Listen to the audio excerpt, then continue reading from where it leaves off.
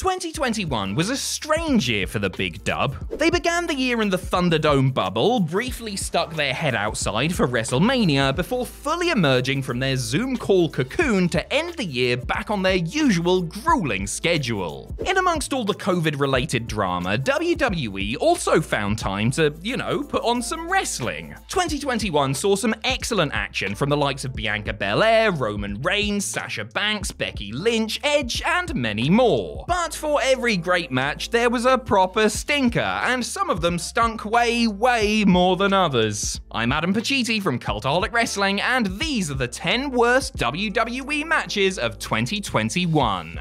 Join us.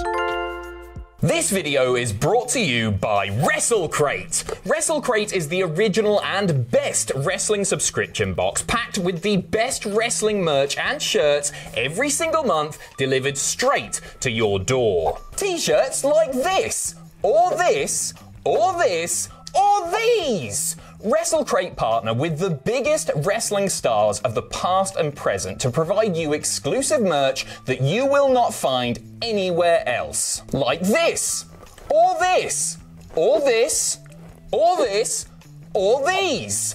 Sign up today at WrestleCrate.co.uk. The link is in the description below, and use code Cultaholic to double the goodies in your first WrestleCrate. Double! You'd be a stupid idiot not to. Number 10, Becky Lynch versus Bianca Belair at SummerSlam. We are kicking things off with one of the most controversial matches of the year, despite it lasting about as long as it takes to tie your shoes. Bianca Belair was set to defend her SmackDown Women's Championship against Becky Lynch, who made her return to WWE that night after taking off over a year for maternity leave. Fans absolutely lost it when the man's music hit and settled in for what should have been one of the best matches of the night, maybe even the entire year. Sadly though, what actually happened was Lynch suckered Belair in with a handshake, hit 2 moves on her, and won the match in 27 seconds. Yikes. This match, if you can even call it a match, would haunt WWE for the rest of the year. Fans and critics alike slated the company for mistreating Belair, a dominant champion up to this point, for turning the mega popular Lynch heel, and for wasting what could have been a potential dream match. Bianca finally got her revenge on big-time Bex at WrestleMania 38, but for many fans it was too little too late. Who knew 27 seconds could cause so much trouble? Number 9, The Rock 25th Anniversary Battle Royal at Survivor Series. WWE was so desperate to have The Rock at Survivor Series 2021 that I'm surprised they didn't rename the show WrestleDwania in his honor. Good stuff. Not only was the show sponsored by his latest movie, Red Notice, but it was also plastered with video packages explaining just how great the Great One is. And then there was this match, which celebrated a quarter of a century since The Rock's WWE debut at Survivor Series 96. 25 superstars from both Raw and SmackDown were thrown into this random battle royal for the chance to win pizza? Wait, why is this match also sponsored by Pizza Hut? Does The Rock own Pizza Hut now? I can't keep up. Anyway, the whole match was won by Omos, much to the delight of his tag team partner AJ Styles. But then, when Styles went to have a taste of his winnings, he was attacked by the Street Profits, who promptly ran off with the pizza. This whole segment took up about 15 minutes of pay-per-view time, achieved absolutely nothing whatsoever, and oh, I'm done. This list has barely started and I am already done. Let's just get this over with. What's next? Number 8, Tommaso Ciampa versus Pete Dunne versus LA Knight versus Von Wagner on NXT 2.0. All in all, this one wasn't a bad match in ring-wise, but the strange booking was a sign of bad things to come on NXT 2.0. With the multicolored era of NXT at an end, let's reflect on the show's first episode under the 2.0 name. In particular, let's talk about the Fatal 4-Way match for the vacant NXT Championship. First of all, one of the participants had already wrestled that evening, as LA Knight fought and lost to a debuting Bron Breakker. That is weird enough on its own, but it gets even weirder when you consider that Knight was a heel at the time and was going into this title match with a traditionally babyface disadvantage. Then Kyle O'Reilly, who was originally supposed to be in the bout too, got taken out backstage and was replaced replaced by Von Wagner, a brand new face on NXT who was getting this title shot out of absolutely nowhere. In the end, it was Ciampa who reclaimed his beloved Goldie, which would have been nice for him had his victory not been bumped out of the main event spot in favour of Indy Hartwell and Dexter Lumis's wedding. Number 7, SARRAY vs LASH Legend on 205 Live. 205 Live started out as a live showcase of great wrestlers under 205 pounds. By the end of its run, the wrestlers weighed all sorts and it was pre-taped. That should give you a rough idea of just how bad things got for the show. While it did feature some cracking matches from time to time, 205 Live was also home to some real stinkers, including this match between SARRAY and LASH Legend from the December 17th edition. According to reports, this was easily one of, if not the worst, WWE matches of the year, but one of the benefits of 205 Live not being live anymore was that WWE could edit out some of the worst parts. However, even with heavy tinkering, it's still really poor. Lash was clearly not ready for this bigger stage as she lumbered her way through the match, badly selling SARRAY's offense and hitting some weak-looking strikes of her own. SARRAY got the win in the end, but neither woman looked good as a result of this one. In fact, the entire show looked poor here, and it was actually cancelled just 2 months later. We're not saying the two are linked, but let's not rule it out. Number 6, Alexa Bliss vs Eva Marie at SummerSlam. If you love haunted dolls, hold on to your seats. Alexa Bliss had turned to the dark side earlier in the year, establishing herself as WWE's resident creepy character after she helped dispatch the Fiend at WrestleMania. And don't worry folks, we'll get to that one later.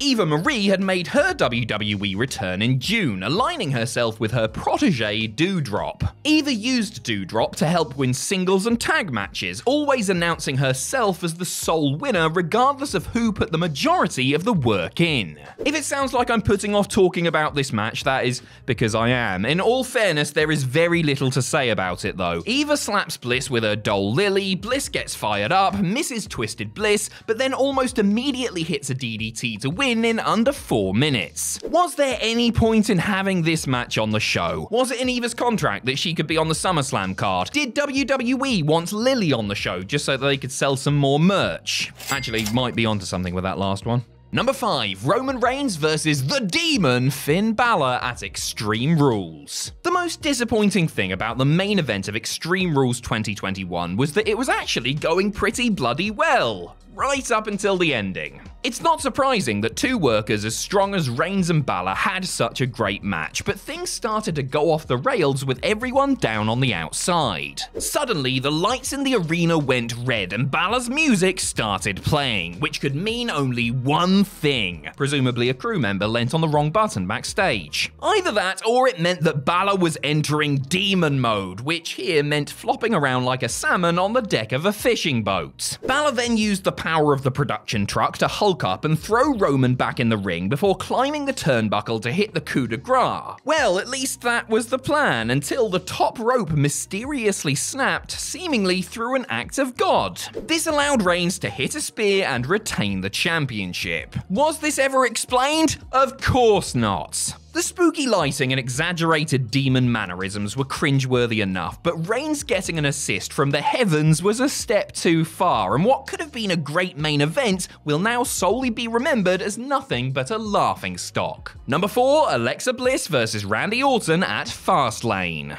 The next 3 entries all have one thread running through them, and that thread is bad, spooky nonsense. When Randy Orton burned the Fiend alive at TLC 2020, many thought and hoped that it represented the end of their feud. It did not. The Fiend continued feuding with Orton via Alexa Bliss, who had also turned to the dark side. This resulted in Bliss and Orton being booked in a rare intergender match at Fastlane, although if they all follow this blueprint, I'm in no rush to see WWE do it again. The match was a campy, ridiculous mess, with Bliss using her supernatural powers to shoot fireballs, collapse lighting rigs, and make Randy throw up a weird black goo. Or maybe he just had one too many pints of Guinness before the match, who's to say? way. The match ended when The Fiend returned looking like something you would find in a knockoff bargain bucket to attack Orton. This allowed his spooky sidekick to pick up the win after 5 minutes of low-budget horror movie rubbish. While it was nice to see WWE embrace intergender wrestling, everything about this match was shocking, and to make matters worse, it led to number 3, Randy Orton versus The Fiend at WrestleMania 37. The Orton-Fiend Bliss triangle of terribleness finally ended in the opening match of WrestleMania's second night. Orton and The Fiend were to square off one final time to put their beef and this awful storyline to bed once and for all. WWE went all out on the Carnival Ghost Train aesthetic in this match, which started when The Fiend emerged fully healed from a so-called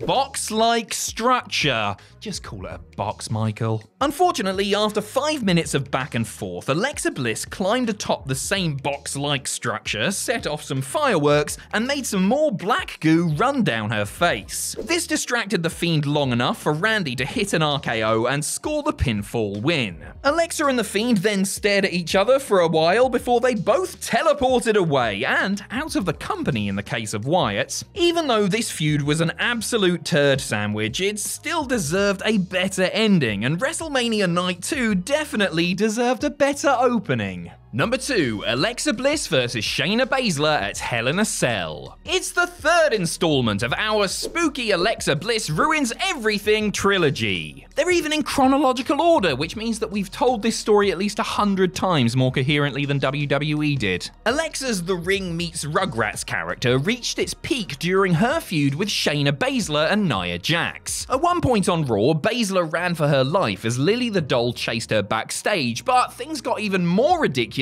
at Hell in a Cell, if you can believe it. The two were having a decent back and forth until Bliss remembered those magic powers she'd used to try and kill Randy Orton a few months earlier. Imagine forgetting a thing like that. Bliss hypnotized Jax at ringside and had her slap Reginald, who was part of Jax and Baszler's act for some reason. This distracted Shayna long enough for Bliss to get the pinfall. Of course, supernatural gimmicks do have their place in wrestling, just ask Mark Calloway's accountant, but hypnotism and possession have usually been a step too far. We're looking at you, Undertaker and Josh Matthews in 2005. Bliss and Baszler did the best with what they were given, and we're keen to point out that we're not blaming them for the bad booking. I mean, honestly, a possessed sommelier, I don't think anyone could have made that work. Number 1, Damian Priest versus The Miz at WrestleMania Backlash. We've had acts of God, demonic possession, and pepperoni pizza, so it's only natural that we end this list with some good old-fashioned zombies. In a now infamous match, Damian Priest took on The Miz in what was supposed to be a lumberjack stipulation. However, Vince McMahon must have been bitten by an infected brand tie-in, because he decided that this was the perfect time to advertise Zack Snyder's latest zombie movie, Army of the Dead.